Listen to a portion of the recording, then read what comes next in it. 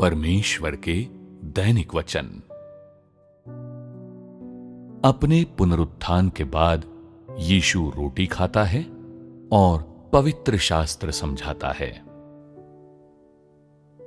लूका अध्याय 24 पद संख्या 30 से 32। जब वो उनके साथ भोजन करने बैठा तो उसने रोटी लेकर धन्यवाद किया और उसे तोड़कर उनको देने लगा।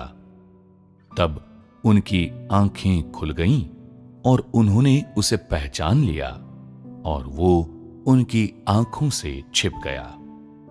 उन्होंने आपस में कहा, जब वो मार्ग में हमसे बातें करता था और पवित्र शास्त्र का अर्थ हमें समझाता था, तो क्या हमारे मन में उत्तेजना न उत्पन्न हुई? चेलों ने यीशु को खाने के लिए भुनी हुई मछली दी। लूका अध्याय 24 पद संख्या 36 से 43।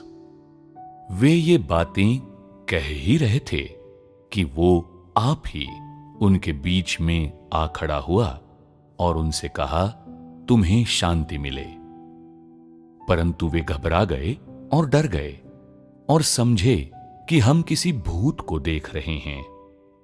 उसने उनसे कहा, क्यों घबराते हो और तुम्हारे मन में क्यों संदेह उठते हैं? मेरे हाथ और मेरे पांव को देखो कि मैं वही हूं।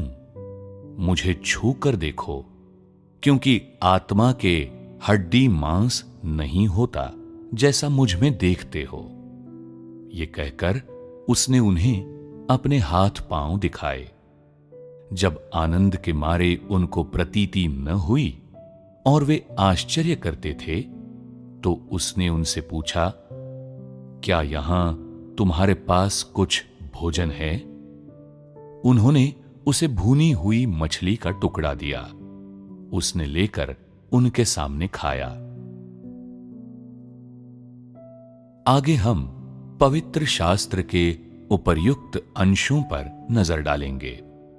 पहला अंश पुनरुत्थान के बाद प्रभु यीशु के रोटी खाने और पवित्र शास्त्र को समझाने का वर्णन करता है और दूसरे अंश में प्रभु यीशु के भुनी हुई मछली खाने का वर्णन है।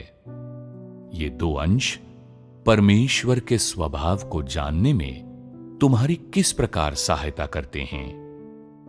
क्या तुम लोग प्रभु यीशु के रोटी और फिर भुनी हुई मछली खाने के इन विवरणों से प्राप्त तस्वीर के प्रकार की कल्पना कर सकते हो? क्या तुम कल्पना कर सकते हो कि यदि प्रभु यीशु तुम लोगों के सामने रोटी खाता हुआ खड़ा होता, तो तुम लोगों को कैसा महसूस होता? अथवा यदि वो तुम लोगों के साथ एक ही मेज पर भोजन कर रहा होता, लोगों के साथ मछली और रोटी खा रहा होता, तो उस क्षण तुम्हारे मन में किस प्रकार की भावना आती? यदि तुम महसूस करते कि तुम प्रभु के बेहद करीब हो, कि वो तुम्हारे साथ बहुत अंतरंग है, तो ये भावना सही है। ये बिल्कुल वही परिणाम है जो अपने पुनरुत्थान के बाद प्रभु यीशु इकट्ठे हुए लोगों के सामने रोटी और मछली खाकर लाना चाहता था। यदि प्रभु यीशु ने अपने पुनरुत्थान के बाद लोगों से सिर्फ बात की होती, यदि वे उसकी देह और हड्डियों को महसूस न कर पाते, बल्कि ये महसूस करते कि वो एक अगम्य पवित्र आत्मा है, तो वे कैसा महसूस करते? क्या वे निराश नहीं हो जाते? निराशा अनुभव करके क्या लोग परित्यक्त महसूस न करते? क्या वे अपने और प्रभु यीशु मसीह के बीच एक दूरी महसूस न करते? परमेश्वर के साथ लोगों के संबंध पर यह दूरी किस प्रकार का नकारात्मक प्रभाव उत्पन्न करती? लोग निश्चित रूप से भयभीत हो जाते। वे उसके करीब आने की हिम्मत न करते और उनका उसे एक सम्मानित दूरी पर रखने का रवैया होता। तब से वे प्रभु यीशु मसीह के साथ अपने अंतरंग संबंध को तोड़ देते और वापस मानव जाति और ऊपर स्वर्ग के परमेश्वर के बीच के संबंध की ओर लौट जाते, जैसा कि अनुग्रह के युग के पहले था।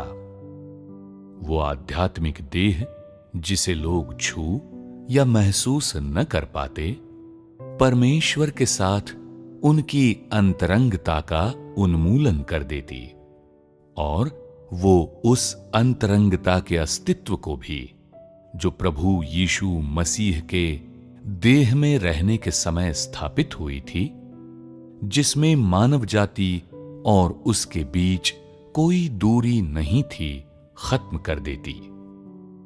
आध्यात्मिक देह से लोगों में केवल डरने, बचने और निशब्द टकटकी लगाकर देखने की भावनाएं उभरी थीं। वे उसके करीब आने या उससे बात करने की हिम्मत न करते। उसका अनुसरण करने, उसका विश्वास करने या उसका आदर करने की तो बात ही छोड़ दो। परमेश्वर मनुष्यों के मन में अपने लिए इस प्रकार की भावना देखने का इच्छुक नहीं था।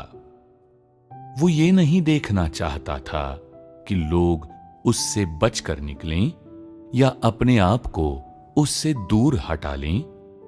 वो केवल इतना चाहता था कि लोग उसे समझें, उसके करीब आएं और उसका परिवार बन जाएं। यदि तुम्हारा अपना परिवार, तुम्हारे बच्चे तुम्हें देखें लेकिन तुम्हें पहचाने नहीं और तुम्हारे करीब आने की हिम्मत न करें, बल्कि हमेशा तुमसे बचते रहें और जो कुछ तुमने उनके लिए किया वे उसे समझ न पाएं, तो इससे तुम्हें कैसा महसूस होगा? क्या ये दर्दनाक नहीं होगा?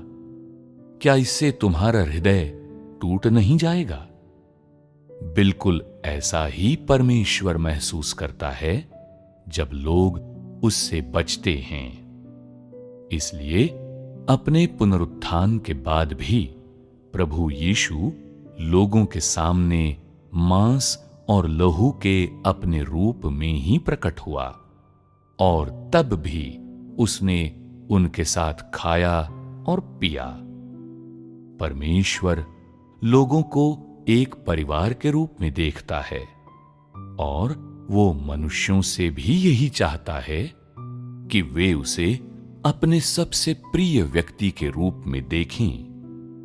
केवल इसी तरह से परमेश्वर वास्तव में लोगों को प्राप्त कर सकता है और केवल इसी तरह से लोग वास्तव में परमेश्वर से प्रेम और उसकी आराधना कर सकते हैं।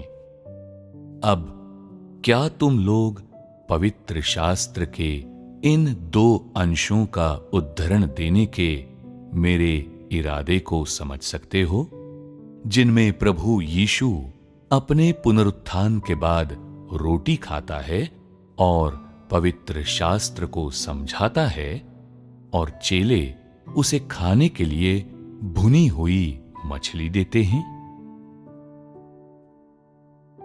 ऐसा कहा जा सकता है कि कार्यों की जो श्रृंखलाएं प्रभु यीशु ने अपने पुनरुत्थान के बाद कहीं और की, उनमें एक गंभीर विचार रखा गया था।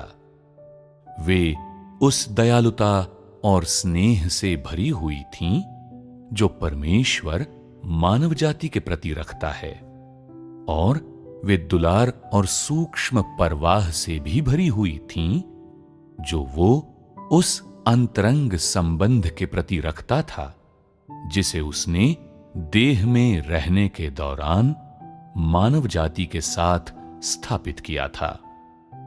इससे भी अधिक वे अतीत की उस ललक और लालसा से भी भरी हुई थीं जो उसने देह में रहने के दौरान अपने अनुयायियों के साथ खाने पीने के अपने जीवन के लिए महसूस की थी। इसलिए परमेश्वर नहीं चाहता था कि लोग परमेश्वर और मनुष्य के बीच दूरी महसूस करें, न ही वो ये चाहता था कि मानव जाति स्वयं को परमेश्वर से दूर रखे। इससे भी बढ़कर वो नहीं चाहता था कि मानव जाति ये महसूस करे कि प्रभु यीशु पुनरुत्थान के बाद वो प्रभु नहीं रहा जो लोगों से बहुत अंतरंग था, कि वो अब मानव जाति के साथ नहीं है, क्योंकि वो आध्यात्मिक संसार में लौट गया है, उस पिता के पास लौट गया है जिसे लोग कभी देख नहीं सकते या जिस तक वे कभी पहुंच नहीं सकते। वो नहीं चाहता था कि लोग ये महसूस करें कि उसके और मानव जाति के बीच हैसियत का कोई अंतर पैदा हो गया है। जब परमेश्वर उन लोगों को देखता है जो उसका अनुसरण करना चाहते हैं परंतु उसे एक सम्मानित दूरी पर रखते हैं, तो उसके हृदय में पीड़ा होती है, क्योंकि इसका मतलब यह है कि उनका हृदय उससे बहुत दूर है और उसके लिए उनके हृदय को पाना बहुत कठिन होगा। इसलिए यदि वो लोगों के सामने एक आध्यात्मिक देह में प्रकट हुआ होता जिसे वे देख या छू न सकते, तो इसने एक बार फिर मनुष्य को परमेश्वर से दूर कर दिया होता और इससे मानव जाति गलती से यह समझ बैठती कि पुनरुत्थान के बाद मसीह अभिमानी, मनुष्यों से भिन्न प्रकार का और ऐसा बन गया है जो अब मनुष्यों के साथ मेज पर नहीं बैठ सकता और उनके साथ खा नहीं सकता, क्योंकि मनुष्य पापी और गंदे हैं और कभी परमेश्वर के करीब नहीं आ सकते। मानव जाति की इन गलतफहमियों को दूर करने के लिए प्रभु यीशु ने कई चीजें की जिन्हें वो देह में रहते हुए किया करता था, जैसा कि बाइबल में दर्ज है। उसने रोटी लेकर धन्यवाद किया और उसे तोड़कर उनको देने लगा। उसने उन्हें पवित्र शास्त्र भी समझाया, जैसा कि वो अतीत में किया करता था।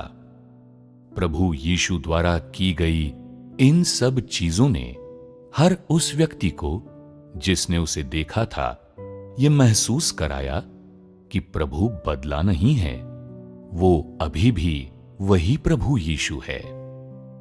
भले ही उसे सूली पर चढ़ा दिया गया था और उसने मृत्यु का अनुभव किया था, किंतु वो पुनर्जीवित हो गया है और उसने मानव जाति को छोड़ा नहीं है। वो मनुष्यों के बीच रहने के लिए लौट आया था और उसमें कुछ भी नहीं बदला था। लोगों के सामने खड़ा मनुष्य का पुत्र अभी भी वही प्रभु यीशु था। लोगों के साथ उसका व्यवहार और बातचीत का उसका तरीका बहुत परिचित लगता था। वो अभी भी प्रेममय करुणा, अनुग्रह और सहनशीलता से उतना ही भरपूर था। वो तब भी वही प्रभु यीशु था जो लोगों से वैसे ही प्रेम करता था जैसे वो अपने आप से करता था, जो मानव जाति को 7 बार के 70 गुने तक क्षमा कर सकता था। उसने हमेशा की तरह लोगों के साथ खाया, उनके साथ पवित्र शास्त्र पर चर्चा की और इससे भी अधिक महत्वपूर्ण रूप से वो पहले के समान ही मांस और लहू से बना था और उसे छुआ और देखा जा सकता था। पहले की तरह के मनुष्य के पुत्र के रूप में उसने लोगों को अंतरंगता महसूस कराई, सहजता महसूस कराई और किसी खोई हुई चीज को पुनः प्राप्त करने का आनंद दिलाया। बड़ी आसानी से उन्होंने बहादुरी और आत्मविश्वास के साथ इस मनुष्य के पुत्र के ऊपर भरोसा और उसका आदर करना आरंभ कर दिया, जो मानव जाति को उनके पापों के लिए क्षमा कर सकता था। वे बिना किसी हिचकिचाहट के प्रभु यीशु के नाम से प्रार्थना भी करने लगे। वे उसका अनुग्रह, उसका आशीष प्राप्त करने के लिए और उससे शांति और आनंद प्राप्त करने के लिए, उससे देखरेख और सुरक्षा प्राप्त करने के लिए प्रार्थना करने लगे और प्रभु यीशु के नाम से चंगाई करने लगे और दुष्टात्माओं को निकालने लगे।